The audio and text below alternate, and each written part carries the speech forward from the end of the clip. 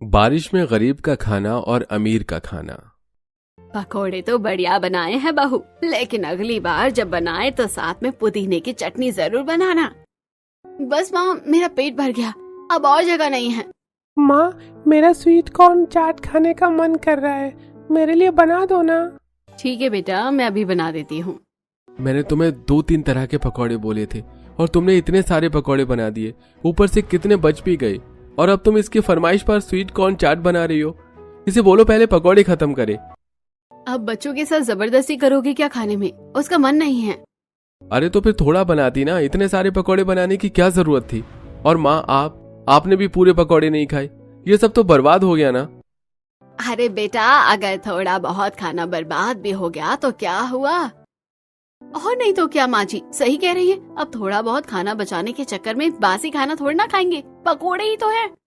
आप सभी लोग बच्चों के सामने ऐसी बातें करते हैं, अगर कल को ये भी ऐसे करने लग गए तो खाने की बर्बादी सही बात नहीं है। एक तरफ जहां इस बारिश के मौसम में अमीर परिवार अपनी भूख के हिसाब से पकौड़े खाता है और बचे हुए पकौड़े को कूड़ेदान में फेंक देता है, तो वहीं दूसरी तरफ एक गरीब परिवार में। भाभी, अब क्या करें हम? अचानक कोई बारिश की वजह से इन पके हुए चावल और सब्जी में कितना सारा पानी गिर गया है, कैसे खाना खाएंगे? कनिका, मैं चावल का पानी निकाल कर इसे थोड़ी देर चूल्हे पर रख देती हूँ। तुम भी सब्जी से पानी निकाल दो और चूल्हे पर रख दो। छत से टपकता बारिश का पानी शोभा के बने हुए खाने में जा गिरता है। कोई अमीर होता तो कब का इस खाने को फेंक देता, लेकिन गरीबी के चलते शोभा और उसकी नंद सब्जी और चावल से पानी निकालती हैं और उन्हें थोड़ी देर के लिए गैस पर रख देती हैं। और अब जब पूरा परिवार उस खाने को खाता है। माँ, सब्जी में तो कोई स्वाद ही नहीं है, ना नमक लग रहा है ना कोई मसाला। जब सब्जी का पानी निकाला था तो शायद उस पानी में सारा मसाला भी निकल गया। ये चावल भी हद से ज्यादा पके हुए हैं, कब तक इस गरीबी में हमें इस तरह का खाना नसीब होगा?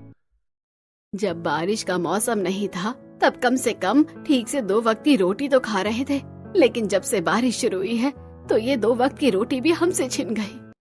बारिश के मौसम में इस टपकती छत की वजह से पूरे गरीब परिवार को ठीक से 2 वक्त की रोटी भी नसीब नहीं हो पा रही थी। कभी पानी में भीगा हुआ खाना तो कभी कभी तो भूखे पेट पूरे परिवार को सोना पड़ता। भाई साहब, कल तक तो आलू 20 रुपए किलो थे और आज आपने 40 कर दिए। लूट मचा रखी है। अब क्या करें बहन जी, लगातार बारिश की वजह से किसानों की खेत की सब्जियां भी काफी खराब हो गई हैं, और अब जो बची हैं अब वो तो महंगे दामों में ही बिकेंगी। आलू तो बहुत महंगे हैं, रहने देते हैं। एक काम करते हैं, 1 किलो लौकी ले लेते हैं, ये काफी सस्ती है, 2 दिनों तक चल भी जाएगी। शोभा और कनिका लौकी और थोड़ा बहुत राशन लिए घर आ रही होती हैं कि तभी रास्ते में पत्थर से ठोकर लगने की वजह से शोभा के हाथ से लौकी छूटकर जमीन पर पड़े बारिश के गंदे पानी में गिर जाती है। भाभी, आप ठीक तो है ना? लगी तो नहीं आपको? मैं ठीक हूँ, लेकिन ये लौकी। शोभा जल्दी से लौकी उठाती है और पास ही लगे हैंडपंप के पानी से उसे धोकर वापस रख लेती है। तो थोड़ी दूर से ट्रैफिक सिग्नल पर रुकी हुई गाड़ी में बैठी लता ये सब देख रही होती है। कैसे लोग हैं ये? क्या इन्हें पता नहीं कि वो पानी कितना ज्यादा गंदा है? अरे अगर सब्जी गिर गई थी तो दूसरी ले लेते, इस गंदी सब्जी को उठाने की क्या जरूरत थी? इतना कहकर लता अपनी गाड़ी का शीशा बंद कर लेती है। तो वहीं शोभा और कनिका घर आकर उसी सब्जी को बनाकर खाते हैं। अरे बच्चों, तुम दोनों खाना क्यों नहीं खा रहे हो? आज तो तुम दोनों का मनपसंद खाना बना है। मेरा आलू गोभी खाने का बिल्कुल भी मन नहीं है, मुझे पनीर टिक्का खाना है। और मुझे तो पाव भाजी खाने का काफी मन हो रहा है। बच्चों, ये सब तो बारिश में खाने में मजा आता है, और अभी इस वक्त कहाँ बारिश हो रही है, जब कल होगी तो खा लेना। पवन इतना बोल ही रहा होता है कि तभी बाहर जोरों की बारिश शुरू हो जाती है, जिसे देख। वाह पापा, आपने जैसे बोला वैसे ही बारिश हो गई। माँ, अब तो बना दो। बच्चों, अगर आज तुम भगवान से कुछ और भी मांगते ना, वो भी तुम्हें मिल जाता। थोड़ी देर रुको, मैं बना कर लाती हूँ। लता, तुम्हारा दिमाग तो नहीं खराब हो गया? ये खाना खाने का वक्त है और तुम बच्चों के लिए ये सब बनाओगी, और ऊपर से जो खाना बर्बाद होगा उसका क्या? क्यों आप बार बार इतना सीरियस हो जाते हैं? अगर थोड़ा सा खाना बर्बाद भी हो गया तो हमें कौन सा फर्क पड़ने वाला है? हमारे घर में पैसे नहीं है या राशन खत्म हो गया है। पवन अपने घर वालों को काफी समझाता है, लेकिन उसके घर वाले खाने की बर्बादी से बाज नहीं आते। तो वहीं दूसरी तरफ गरीब परिवार की छत पूरी तरह से चूने लगी थी। हे भगवान, घर के सारे बर्तन ला कर रख दिए, लेकिन ये बारिश का पानी बंद क्यों नहीं हो रहा है? अरे वो देख, जो बचा कुचा राशन था वो भी पानी में भीग रहा है। सबसे पहले राशन बचाओ। मैं कहीं से पन्नी का इंतजाम करता हूँ, छत पर वही बांधनी पड़ेगी। मिथिलेश एक बड़ी सी पन्नी लेकर आता है और अपने बेटे के साथ उसे छत पर बांध देता है, जिससे छत से पानी आना बंद तो होता है, लेकिन जो भी राशन होता है वो सारा भीगकर खराब हो जाता है। मुझे तो लगता है कि बारिश के मौसम में हम सब भूखे ही मरेंगे। ना ठीक से सो सकते हैं, ना ठीक से खा सकते हैं। एक गरीब की जिंदगी में यही सब दुख क्यों है भगवान? अमीर तो भर भर कर खाने की बर्बादी करते हैं, लेकिन फिर भी आप उन्हें कितना खाना देते हैं, पर जो गरीब खाने के लिए इतना तरसते हैं उसे इतना दुख। ऐसे ही कुछ दिन गुजर जाते हैं। पवन अपने लैपटॉप पर कुछ काम कर रहा होता है कि तभी लता पवन से राशन लाने के लिए पैसे मांगती है। 1.5 हफ्ता पहले ही तो तुम राशन लेकर आई थी, इतनी जल्दी खत्म भी हो गया। अरे अब घर में खाने वाले लोग हैं, राशन खत्म नहीं होगा क्या? इससे भी तुम्हें प्रॉब्लम है? कहो तो भूखे रह ले। पवन तू भी ना कभी कभी सच में हद कर देता है। मुझे नहीं पता था कि मेरा बेटा इतना कंजूस है। आप लोगों को खाने की बर्बादी करने से रोकना, कुछ अच्छी चीज समझाना, अगर कंजूसी है तो यही सही। इतना कहकर पवन गुस्से से बाहर चला जाता है और रास्ते में देखता है कि कैसे इस बारिश के मौसम में सड़कों पर रहने वाले गरीब लोग रास्तों पर पड़े हुए खाने को चुन चुन कर खा रहे हैं और कोई तो कूड़ेदान में से ही रोटी ढूंढ रहा है। ये देख पवन की आंखें भर आती है और पवन अपने परिवार को सबक सिखाने का फैसला करता है। रात को जब सब सो रहे होते हैं तो पवन चुपके से रसोई में जाता है और बचा कुचा राशन स्टोर रूम में से ले जाकर छुपा देता है। अरे बहू, आज तो बहुत जोरों की भूख लगी है, जा जल्दी से कुछ बना कर लिया। ठीक है मम्मी जी।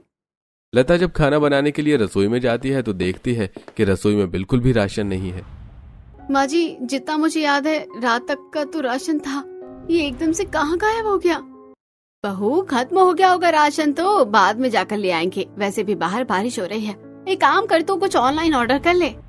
रात को ही पवन अपने और अपनी पत्नी की फोन में डिलीवरी ऐप पर कुछ इस तरह की सेटिंग करता है कि खाना ही ऑर्डर नहीं होता। ये क्या हो रहा है? पहले राशन खत्म हो गया, ऊपर से बाहर इतनी तेज बारिश है कि बाहर नहीं जा सकते, और तो और अब ऑनलाइन खाना भी ऑर्डर नहीं हो रहा है। न जाने कब तक भूखा रहना पड़ेगा। 1 से 2 घंटे के अंदर ही सबकी भूख से हालत खराब होने लगती है, जिसे देख पवन, इसलिए मैं कहता था कि खाने की इतनी बर्बादी मत करो। ये जो तुम एक्स्ट्रा खाना बनाकर वेस्ट करती थी ना, उसी का नतीजा है ये। अगर आज घर में राशन होता तो इस तरह हम सबको भूखा नहीं रहना पड़ता। पवन चुप भी करिए, हम सब भूख से परेशान हो रहे हैं और आपको लेक्चर देना है। लगता है तुम लोगों की अकल अभी भी ठिकाने नहीं आई है। अब मुझे कुछ और ही करना पड़ेगा। पवन अपनी माँ और पत्नी को लिए सीधा सड़कों पर रहने वाले लोगों के पास लेकर जाता है। वो सब देखते हैं कि कैसे बारिश में ये सारे लोग भूखे भटक रहे हैं। कोई सड़कों पर से गिरे हुए खाने को उठा रहा है तो कोई कूड़ेदान में से खाना ढूंढ रहा है। ये सब क्या है पवन? ये वही लोग हैं जो खाने के एक एक दाने के लिए तरस रहे हैं। जितना खाना तुम एक दिन में बर्बाद करती हो ना, उतना खाना तो इन्हें साल भर में भी नहीं मिलता होगा। पवन अब अपनी पत्नी और माँ को गरीब झोपड़पट्टियों में रहने वालों के पास लेकर जाता है, जिसमें से एक गरीब का घर शोभा का था। शोभा का पूरा परिवार उस टपकती छत के नीचे गीले चावलों को खा रहा था। खिड़की से ये सब देख लता और मनोरमा के तो रोंगटे खड़े हो जाते हैं। मैंने कभी भी नहीं सोचा था कि जिस खाने का मैं इतना अपमान करती हूँ उस खाने के लिए कोई इतना भी तरसेगा। मैं कितना गलत करती आई थी आज तक। पवन, मुझे माफ कर दीजिए। मुझे भी माफ कर दे बेटा। न जाने इस उम्र में मुझसे कैसे गलती हो गई। पैसों की चकाचौंध में उस अन्न का अपमान मैं करती रही जिसके लिए लोग दिन रात मेहनत करते हैं। अपनी पत्नी और माँ को अपनी गलती का एहसास होता देख पवन काफी खुश होता है, जिसके बाद लता और मनोरमा उस दिन से खाने की बर्बादी करना बिल्कुल खत्म कर देते हैं और अब शोभा के परिवार के साथ साथ और गरीब परिवारों की भी मदद करता है। पुश्तैनी ससुराल में अमीर और गरीब की गोद भराई। अरे सुनने में आया क्या तुम्हारी बहनों? क्या सुनने में आया? इतने सस्पेंस में बात क्यों कर रही हो? बताती हूँ। मैं ये बोल रही थी कि आस्था जी के दोनों बेटों की शादी। लो कर लो बात। सारे गांव ने इस पुश्तैनी परिवार की शादी देखी और तुम हमें ये पुरानी खबर दे रही हो।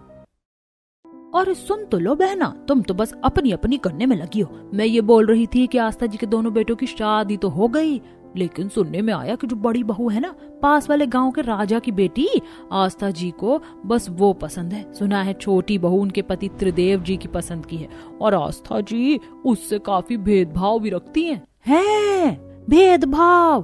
अरे आस्था जी अपनी झूठी शान तो सबके सामने ऐसे दिखाती हैं जैसे कि ये अच्छाई और सच्चाई की मूरत हो, और पैसे को लेकर भेदभाव है इनमें। कितनी गलत बात है। वही तो सुना है पहली रसोई में छोटी बहू को गरीब होने की वजह से शगुन कम दिया गया था। भगवान जाने क्या सच है। अब तो आस्था जी का असली चेहरा और दोनों बहुओं के साथ का बर्ताव जब सामने आएगा, जब इनकी गोद भराई होगी। मोहल्ले की औरतें ऐसे ही आपस में बातें बना रही थीं। ये कहानी है शाही दीवारों के पीछे की। गोरखपुर नामक एक गांव में बहुत ही सदियों के साथ रहता हुआ एक पुराना पुश्तैनी खानदान रहता था। गांव वाले पुश्तैनी हवेली के अंदर रहने वालों की इज्जत किया करते थे, और जब भी पुरानी दीवारों के पीछे से कोई भी अच्छी या बुरी खबर उठती थी तो सारे गांव के लिए वो मुद्दा बन जाती थी। पुश्तैनी परिवार की छोटी छोटी खुशियां सारे गांव के लिए त्योहार की तरह थी। पुश्तैनी परिवार में अभी हाल ही में 2 बहुएं आई थीं, जिनमें एक अमीर और दूसरी गरीब थी। दीवारों के बाहर लोग बातें बना रहे थे, तो वहीं दीवारों के अंदर, रिद्धिमा बहू ये ले, हीरो का हार मैंने खास तेरे लिए ही बनवाया था, लेकिन बस कामों के चक्कर में मैं ये तुझे देना याद ही नहीं रहा। और हाँ, ये एक सूट भी है, अपनी माँ के पास मेरी तरफ से तोहफे के रूप में भेज देना। शुक्रिया माँ जी। माँ जी, सोनल को कुछ नहीं दिया आपने? जो जिस लायक होता है उसे उतना ही मिलता है, और जरूरी नहीं है कि तुझे कुछ दे रही हूँ तो इसको भी दूं। समझ आया बहू? तूने तो मुझे बहुत कुछ दिया, लेकिन इसने क्या दिया? आस्था ऐसे ही बोलते हुए चली गई। सोनल की आंखों में आंसू आ गए कि फिर रिद्धिमा ने उसे समझाया। उदास मत हो, तुम तो जानती होगी कि किसी के दिल में जगह बनाने से नहीं बनती, जब कोई हमें खुद जगह देता है तब बनती है। इसलिए दुखी मत हो। पता है किताबें कहती हैं कि अच्छाई एक ना एक दिन जीत ही जाती है। तुम बस अपनी तरफ से कोई कमी ना रखना, देखना माँ जी तुम्हें भी अपना ही लेंगी। रिद्धिमा की बात से सोनल को हिम्मत मिली।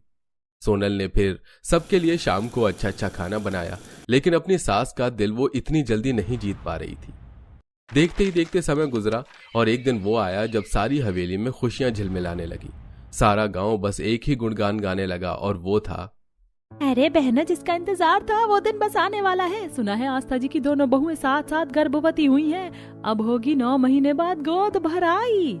तो ही कहा, मुझे तो इस गोद भराई का बेसब्री से इंतजार रहेगा।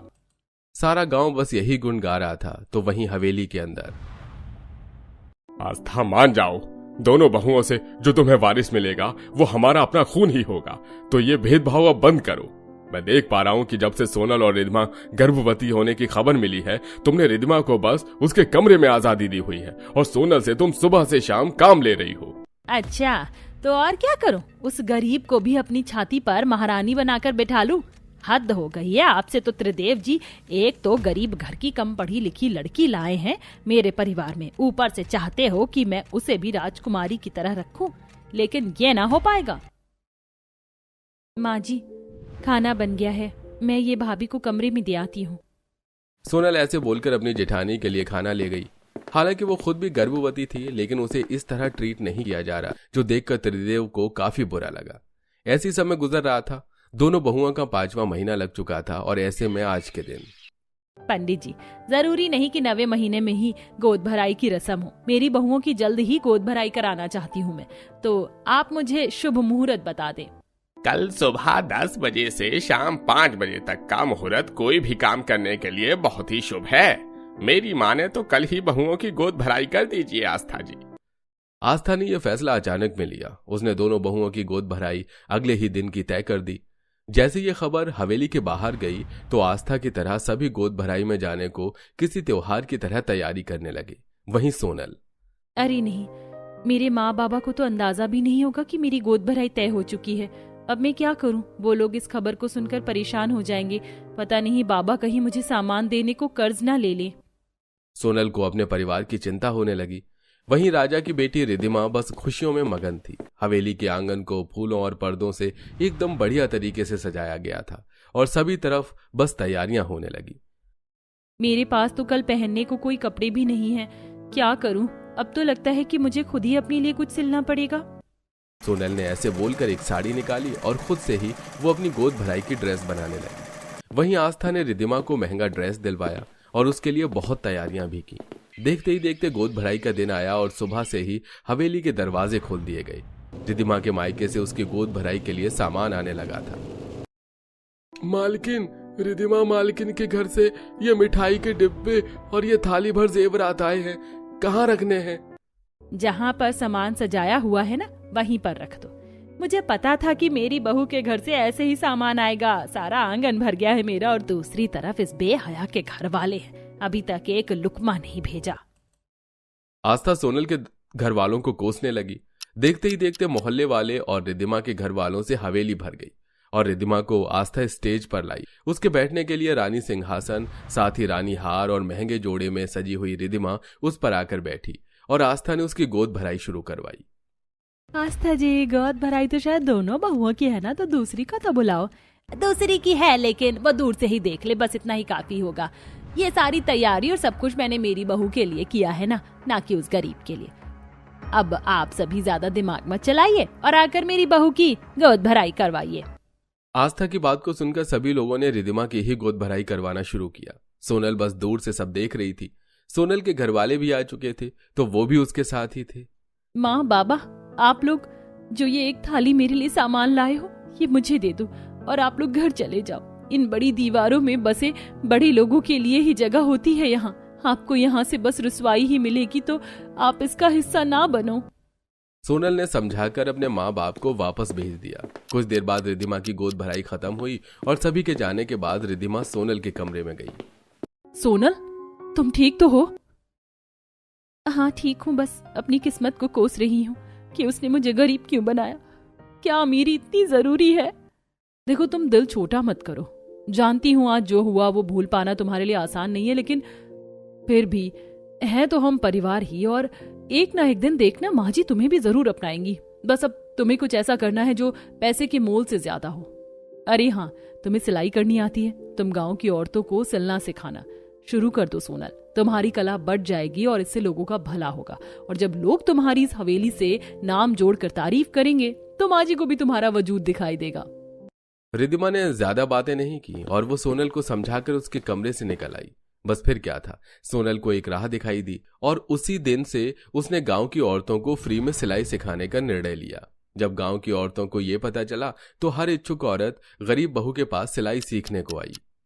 देखना बेटी, मैंने ये गला सही से तो बनाया है ना? बाकी सब तो ठीक है, लेकिन यहाँ झोल आ गया। कोई बात नहीं, आप दोबारा कोशिश कीजिए, हो जाएगा। सोनल ऐसे ही सभी को प्यार से सिलाई सिखाती थी, जिससे आस्था को गुस्सा भी आता था। देखते ही देखते ऐसे ही वक्त गुजर गया और वो दिन भी आया जब दोनों बहुओं की डिलीवरी हुई। सोनल के पास पैसा भले ही कम था, लेकिन वो प्यार कमा चुकी थी। हॉस्पिटल में सोनल के डिलीवरी के वक्त सारी गांव की औरतें आईं और जब उसकी सही सलामत डिलीवरी हो गई तो वो सभी चली गईं। ये देखकर आस्था को अब सोनल पर गर्व हुआ। साथ ही सोनल ने एक बेटा और रिद्धिमा ने बेटी को जन्म दिया था। रिद्धिमा, बहू बहुत अच्छे। मेरी पोती कितनी सुंदर है, बिल्कुल अपनी माँ की तरह। और सोनल बहू, तुझसे तो मैं क्या ही कहूँ। तेरी डिलीवरी पर मुझे समझ आया कि तू क्या है, कितने लोगों का दिल जीत चुकी है। तू, तेरे लिए सारा गांव दुआ कर रहा है और साथ ही तूने मुझे मेरे घर का वारिस दे दिया। मुझे माफ कर देना बहू, आज तक मैंने तुझसे जो भेदभाव रखा। आस्था की बात सुनकर सोनल की आंखें भर आईं। उसने भरी आंखों से रिद्धिमा को देखा तो वो मुस्कुरा रही थी। बस फिर क्या था, अब सोनल को भी उसका हक मिल चुका था। आस्था ने दोनों के ही बच्चों को गोद में उठाया और प्यार से दुलारा और सभी अब मिलजुल कर खुशी खुशी रहने लगे थे।